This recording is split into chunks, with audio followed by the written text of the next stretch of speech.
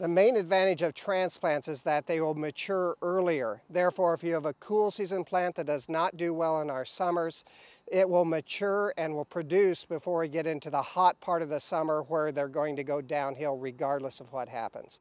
The black plastic in this case is to warm the soil, and so I'm putting these plants in a little early, and so I want to make sure that the soil temperature is the point that those roots can become established.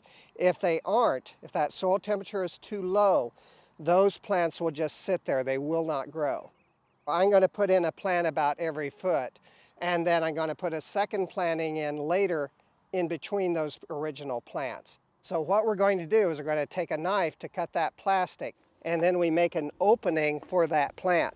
So just dig into the soil a little bit, place the plant in place, and then firm that soil around the plant and firm it in. And then the last thing we're going to do is we're going to use our transplant solution to make sure that we have good contact between the soil and that root system, as well as we have a good level of moisture so that those roots can grow. The way we determine what the soil temperature is with a soil thermometer like you see here.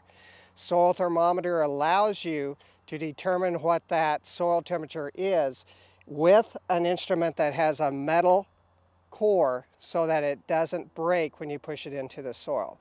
By using our black plastic, we're getting that soil temperature up higher than it would be in normal soil.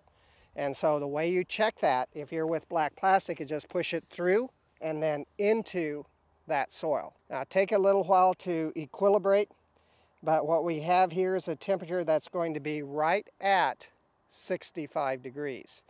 If we move that outside and put it in normal soil, it's going to be much lower than that. It looks like it's going to be probably right around between 55 and 60 degrees. So we have a warmer temperature here underneath the plastic that will allow those roots to become established quicker.